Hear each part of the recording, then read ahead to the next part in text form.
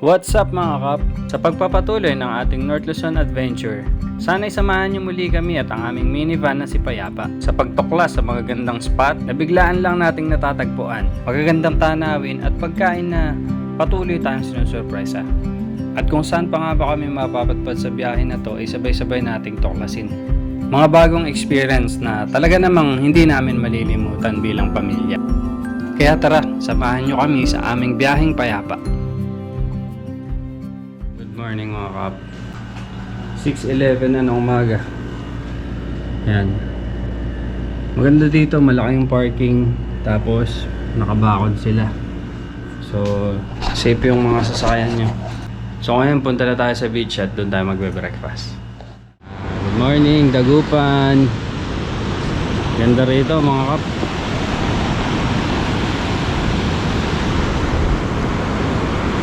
Sulit yung biyahe namin. Bago pa mag 9 PM siguro, nakatulog na kami. Tapos gising kami ng 5. So sobra 8 hours pa. Dire-diretso yung tulog. Sobrang sarap dahil nga pagod na pagod. Tapos ganito yung makikita mo sa umaga oh. Ayun na, panalo na. Kumbaga dito pa lang sulit na yung minivan natin. Ang maganda pa dun sa van, kasi first time namin magkasasakyan mga kap. Hindi namin kailangan bitbitin lahat dun sa hotel. Kasi safe naman dun sa pinagparkingan eh. Kaya hindi kami naiilang na iwanan yung mga gamit. So swerte lang din siguro kami dun sa nabook namin na hotel. Pero kung nightlife yung hanap nyo, yung lugar na to hindi siya pang ganun. Nung lumabas kami kagabi, wala na masyadong tao. Tapos nakikita namin sa kalsada mga umiinom na yung mga locals. So nakakailang na din. Kaya ginawa namin, bumalik na lang kami sa hotel. Dapat bibili pa kami ng pagkain or maghahanap pa ng pagkain. Pero hindi na kami tumuloy kasi yun nga. Tapos yun na, nakaramdam na rin ako ng pagod. Sabi ko tulog na lang natin to, para kinabukasan magising kami ng maaga. So ito, sulit naman. Ganito kaganda yung nakita natin. Isa na lang ang kulang natin dito eh. Nakabili na kami ng pandesal. So kailangan na natin magkape, mag-breakfast. Ganda!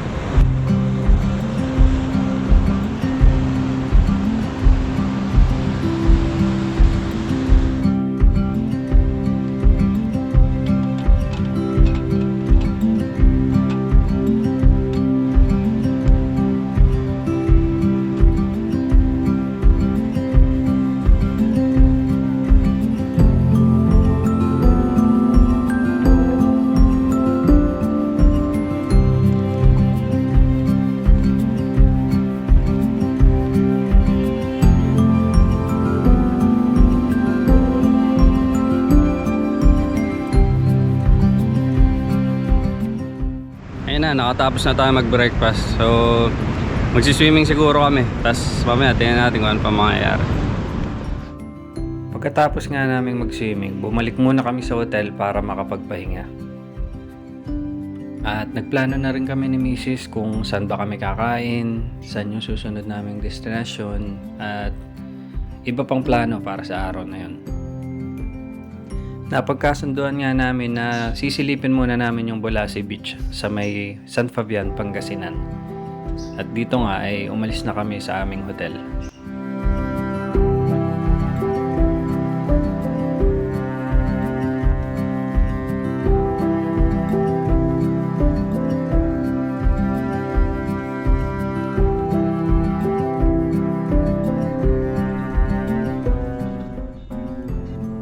Paalam sa iyo, Tondaligan Beach. Siguradong babalik-balikan ka namin.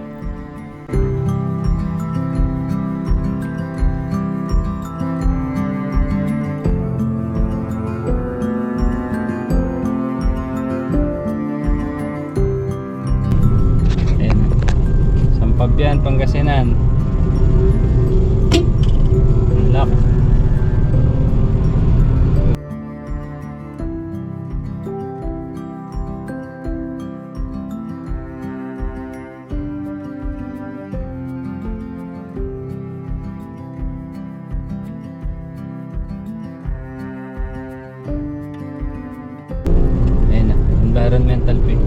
Sigurado yan.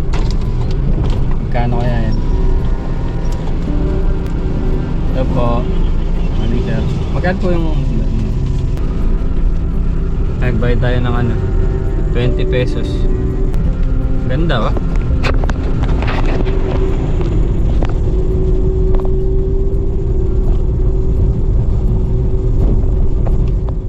Ano tayo? Ano? Silip muna tayo kung ano ganap dyan. Balak sana namin yung may ano eh, yung may papasok yung van dun sa loob, kaya lang mukhang dito lang sa entrance talaga. Lakad muna kami, silip lang. Mukhang dito lang talaga din yung ano, parking talaga nila. Kasi isang narrow na stretch lang to eh. Nakaamoy ko na yung mga inihaw. Oo nga. Ayun o. Target spotted. Daming tao. Tourist spot. May mga ano, may mga video okay. May dragon boat.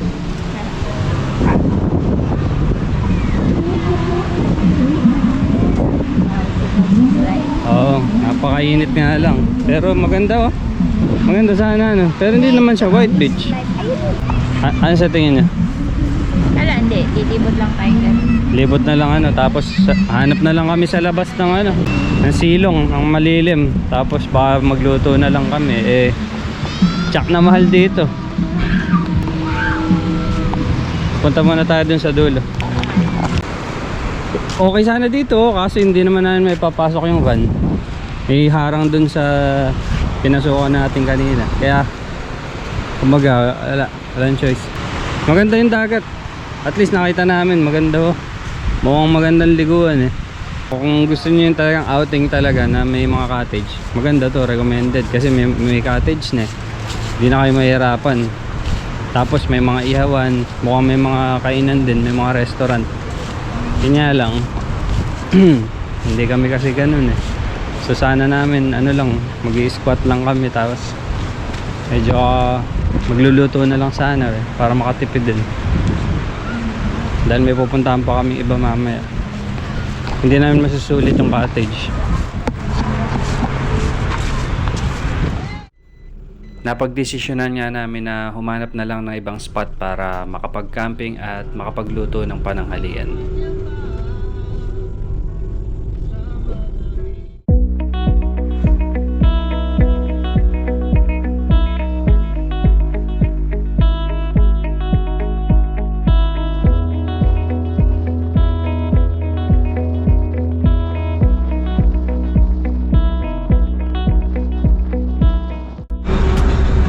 Gusto sana namin huminto dito sa mga roadside na ano eh, coastal area.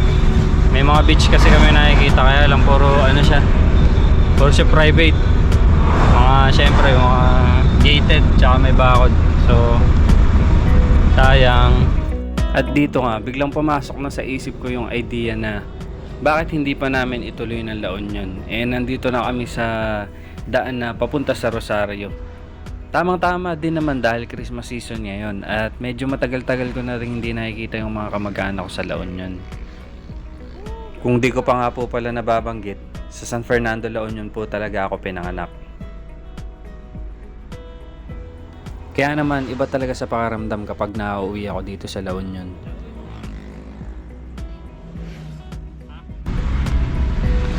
Andito na tayo sa Damortic, La Union na.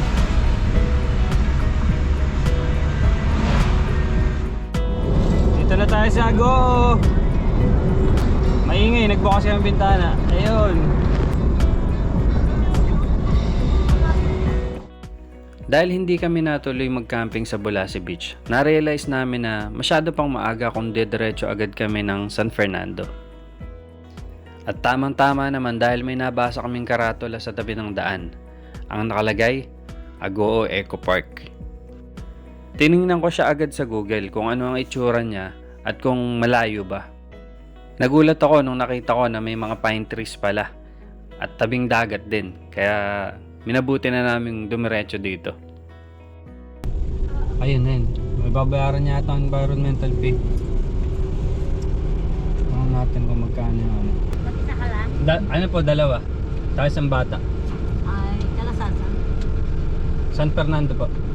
110 lang po. 110 po. 110. Luwado. Salamat po. Pag turista siguro iba. Sinabi ko lang taga San Fernando ako, dito naman ako pinanganak eh. Nag-side trip kami dito sa Agoo Eco Park. Ang ganda oh. May pine trees. Wow. Parang Baguio. Dat pala dito lang kami nag-camp. Pwede pala mag-camp dito next time. Next area. May picnic area, yun, makapagluto kami. Then di tayo gumastos. Pwede na 110. Tingnan lang natin kasi yung dulo daw nito may beach. Ayun nga. Nako, maganda mamaya pala. May boardwalk. Kung tawagin. Ayan no. May lakaran. Pali, ganda pala dito eh. Baba na ba tayo? Mukhang may fishing spot to. Tingnan nasa tabing ano kami. Tabing dagat kami. Wala pa kasi kaming awning. Doon muna kami sa malilim. Ito, bumalik na lang kami dito. Oh, di ba? Ganda, mga pine trees. Dito na lang tayo, may spot. Ang daming tao dun sa kabila eh. Set up muna kami tapos luto tayo.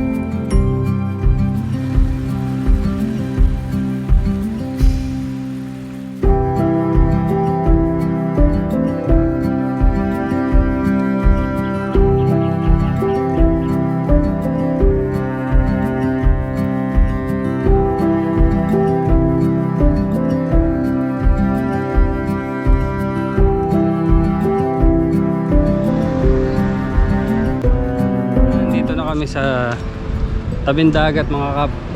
Ganda oh. Oh. Dito yung pinagpaparkan ng mga sasakyan tapos may mga nagka-camp doon. Sobrang swerte ng mga taga La Union, lalo yung mga taga dito rin sa Agoo pala kasi meron silang gantong nature na may mga pine trees tapos may dagat. Grabe, ang ganda. Nakakaingit kasi wala kaming dagat sa Bulacan eh.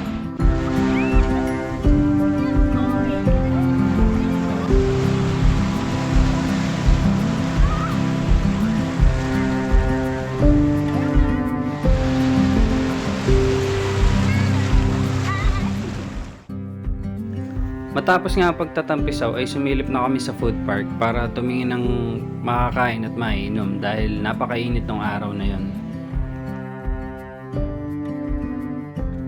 At ang nagwagi, Ilocos Empanada at ang halo-halo ni ate na medyo nasobrahan sa asukal.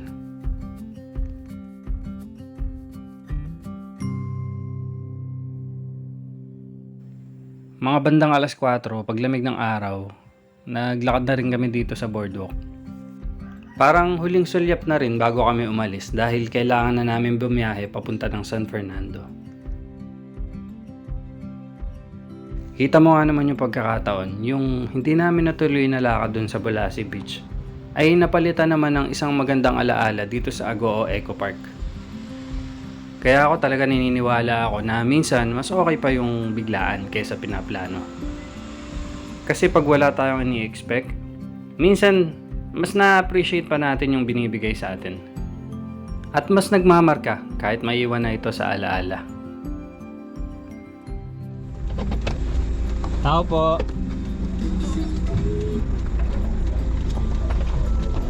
Pre. Good evening. Si Kuya. Kuya Noel.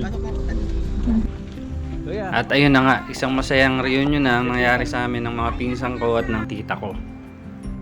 Hindi ko na rin masyadong dinocument yung part na yun dahil mga personal na bagay na rin yung pinag-usapan namin.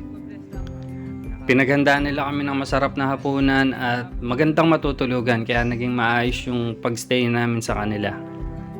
Kaya sa inyo, Tita Nita, Ate Belen, Kuya Noel at sa iba pa, maraming salamat at hindi kayo nagsasawa na tanggapin ako dyan. At maraming salamat din mga kap sa pagsama. Kita-kit sa susunod na kabanata. Payapang araw.